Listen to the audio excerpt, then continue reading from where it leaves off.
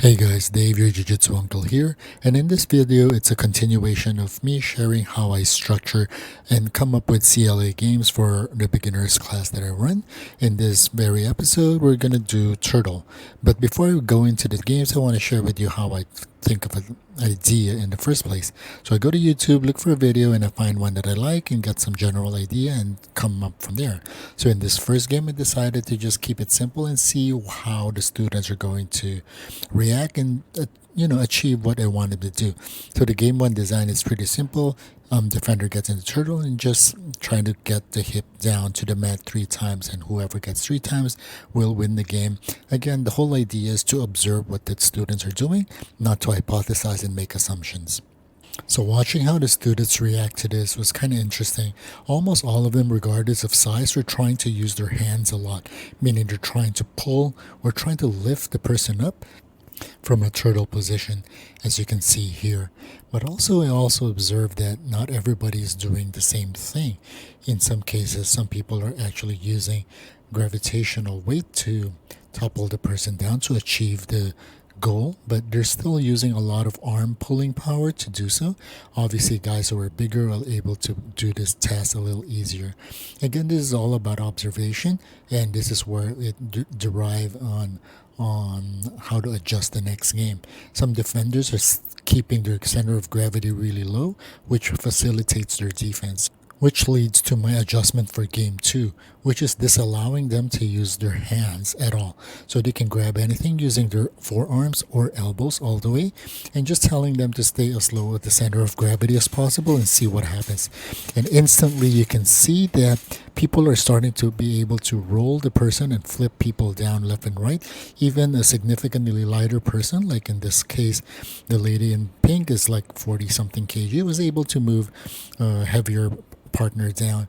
And obviously guys who have the strength and the power to combine that have seen much greater successes in terms of achieving the goal of putting the hip of the defender down 3 times. So after seeing how well they did there, my next game would be including to get one hook in to facilitate back takes from now on. So again, just based on observation, I wanted them to be able to take the back and secure at least one hook in while having hands disconnected to start, and then the defender's job is literally just to keep hands separated until they can stand up or just face their partner. Almost instantly, we see a significant rise in consistency of being able to bring their partner's hips down. But I also noticed that a lot of folks are also very, very defensive, which makes insertion of hooks a little different. And also, when people start to lean back, the attacker also realizes that that's a good time to take the hooks. I have to kind of remind them as well to not pull the partner back a lot of times, because it's very instinctual for them to do so. But at this point I'm pretty happy with their development and how natural it seems for them to take the back after getting one hooked in and maintaining chest to back contact. So we transition into game 4, and I want to give the bottom persons more chance to escape. So I'm introducing the necessity of the person to start from a front headlock, maintain chest to back, and go to the rear and play the previous game again. The mandatory chest to back connection as well as the seatbelt will allow them to move around a lot better. But I'm also going to putting the partner's belly to the mat as a win condition. And as you can see here, because of the front headlock situation, the defender naturally wants to go on quad pod or at least raise their butt up, but that also facilitates the movement of the top person. Some people are trying to grab the leg and try to do a takedown, which is good, but maintaining chest to back also allows the attacker to maintain control on top. You can see here also that some people are trying a rudimentary way of doing a peek out successfully without being taught. Even for the smaller lady, for example, at this point, the man is obviously at least like 15 kg heavier than her, but she was able to also destabilize accordingly. Again, the same pair earlier that was with a heavy chest pressure, and also the attempt to peek out, and he's going to be able to successfully do it again this time as he stands up and does his peek out. But it's still a bit difficult if you do maintain that chest to back connection, but he still succeeded doing so in this regard. On the last observation I did was like I noticed that people are starting to just push on the same axis of the spine.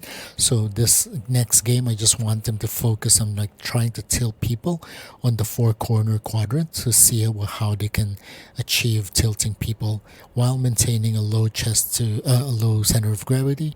And you can see that even they're attempting like some sort of a rudimentary high crotch in this situation.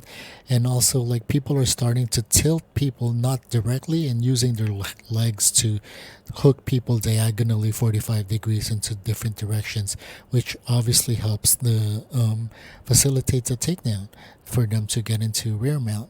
Well, technically it's not takedown, but you know what I mean, mat, hip to mat.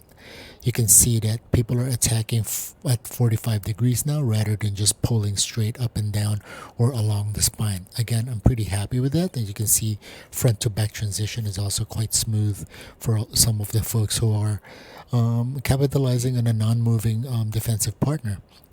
Again, you know, they're moving, trying to destabilize not just front and back, but also trying to tilt onto those four corners, and the success rate really shot up quite a bit.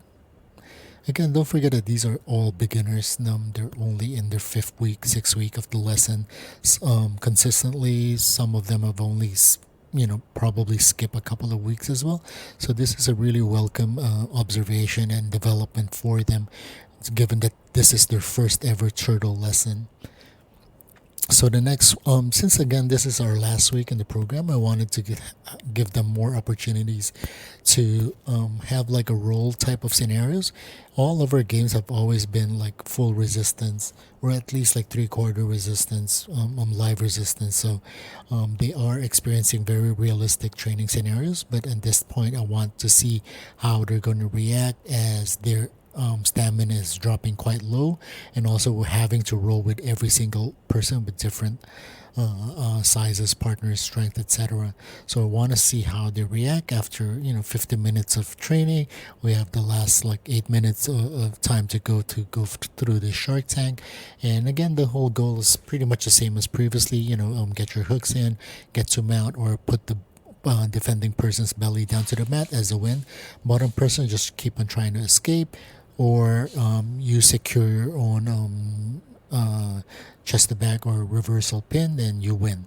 I give the winning person a maximum of three win stages. So if they win three times in a row, they have to get out of the mat and let somebody else take the shark tank sequence. You can see that even the women are able to roll the men in corners using leg blocks, shifting left to right, getting hooks in. This is again quite a welcome sight to see, considering again this is their first time playing turtle. So some folks are deciding to start from front headlock, some people are deciding to start from the side. It doesn't really matter. All I really want to see here is how good they are in maintaining chest to back. Like in this case, they fail to maintain chest to back, then you're gonna get mounted. But as soon as you get mounted, you lose. So again, we just switch back and forth. Some people are still struggling trying to get their hooks in, which we will address after the class is over, because again we always deliberate after the class what works, what didn't work, and see what happened.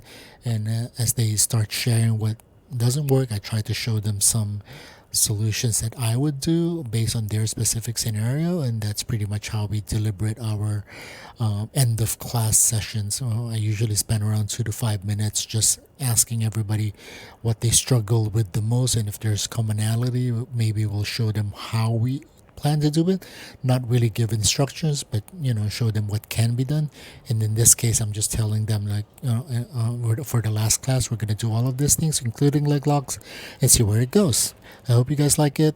Support the channel, and thank you again. See you next time.